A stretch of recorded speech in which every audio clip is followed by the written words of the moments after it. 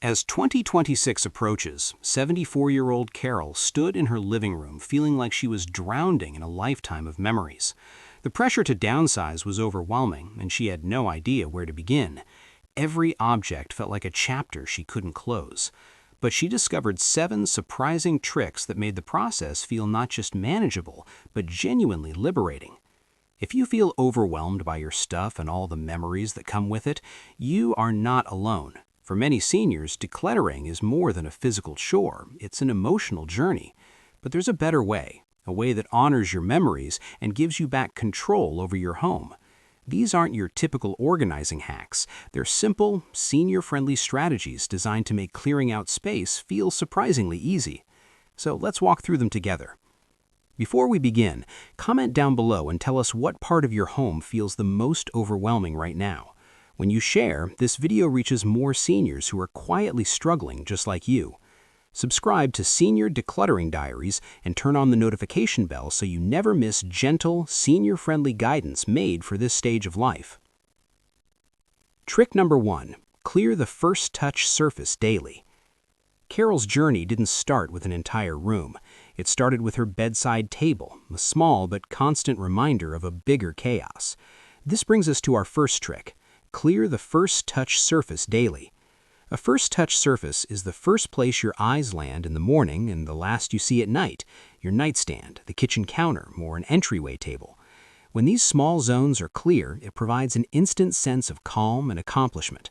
Here's the simple 15-minute ritual. First, pick your surface. Set a timer for just 15 minutes and focus on only that one spot. Next, handle every single item. Is it trash, like an old tissue or expired coupon? Toss it. Does it belong in another room? Place it in a small basket to relocate after your 15 minutes are up. Finally, straighten up the items that belong there. Coil your charging cord or stack your books neatly. When the timer dings, you stop. This small act of order sends a signal to your brain, I can do this. It builds a tiny muscle of decluttering momentum. More importantly, it's a critical safety measure. A clear bedside table means you can easily reach your glasses or phone in the middle of the night. You're not just tidying, you're actively making your home safer. Trick number 2. Use the Not Today box. As Carol moved to a bookshelf, she hit an emotional wall over a small, chipped ceramic bird her late husband had given her. The thought of letting it go felt like a betrayal. This leads us to our second and most liberating trick. Use the Not Today box. Decluttering experts often advise making quick, ruthless decisions, but for seniors whose items are woven into a lifetime of memories, that isn't always healthy.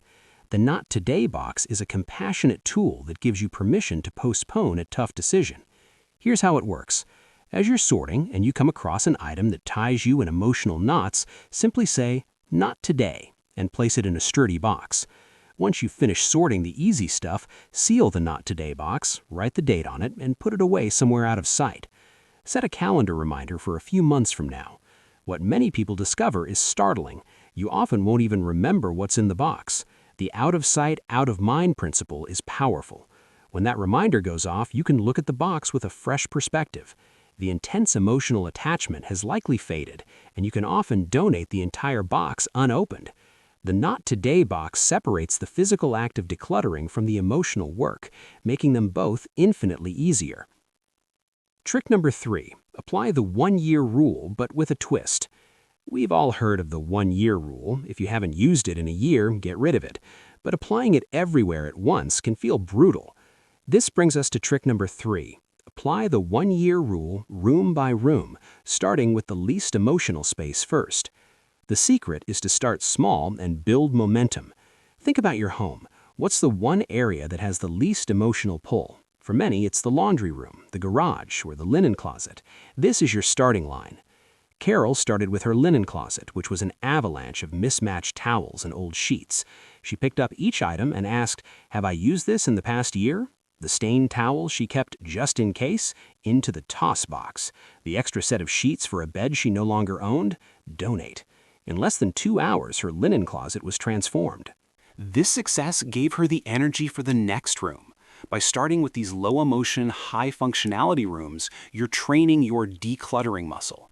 By the time you get to the more emotional spaces, you have a proven system and the confidence from smaller wins. We're about to dive into our fourth trick, which is a total game changer for anyone drowning in papers and photos. But before we do, I want to hear from you. What is the one item you're struggling to let go of right now? Share your story in the comments below. You'll be amazed at how many other people are feeling the exact same way.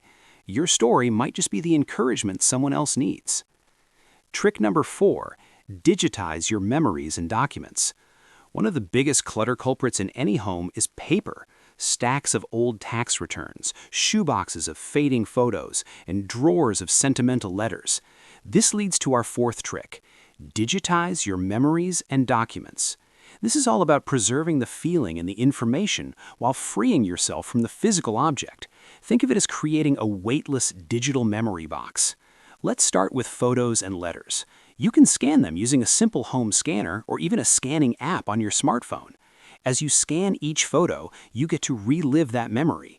Then you can save it to a digital folder and create albums you can share with family in an instant. A digital photo frame can cycle through hundreds of your favorite pictures, letting you enjoy more memories than a single frame ever could. This method is also powerful for important documents. Old tax returns, medical records, and warranties can be scanned and stored securely in a password-protected folder. A quick note, always check which original documents you're legally required to keep in paper form, like birth certificates or wills. But for most paper, you're not losing a memory, you're making it more accessible and permanent than ever.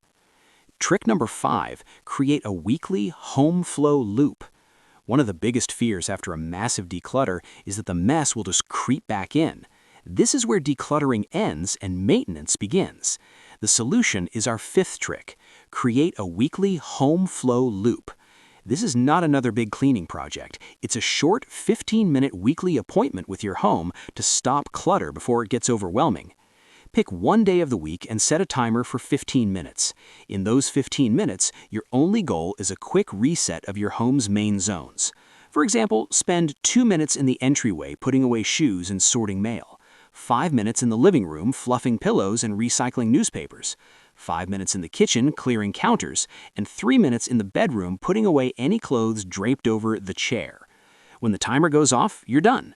Because you're doing it every week, the clutter never gets a chance to build up. A consistent part of your loop should also be scanning for and eliminating trip hazards like loose rugs or cords.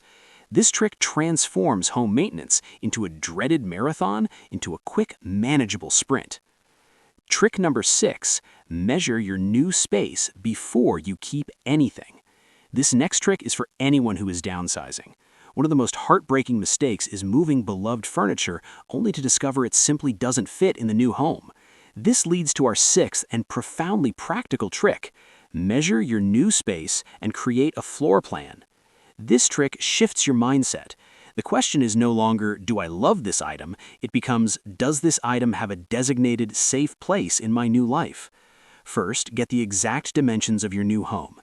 Then, measure your absolute must-keep furniture. Then, using graph paper or a simple online tool, sketch out a 2-scale layout. Now you can physically move little paper cutouts representing your furniture around the floor plan. Carol did this and saw immediately that her massive china cabinet had no logical place to go without blocking a walkway. Seeing it on paper made the decision for her. It was practical, not emotional. This process gives you a logical, undeniable reason to let go of large items. By the time you start packing, you have a definitive list of what's coming because you already know it has a home. Trick number 7, host a joy sort with family or professionals. Throughout her journey, Carol's biggest struggle remained the sentimental items she wanted to pass on. The thought of sorting through them alone felt lonely and sad. This leads to our final trick. Host a joy sort with family or professionals. This reframes a sorrowful task into a joyful celebration of life and family history. Schedule a specific time with your kids or grandkids. Bring out a collection of items, maybe your mother's china or old family photos.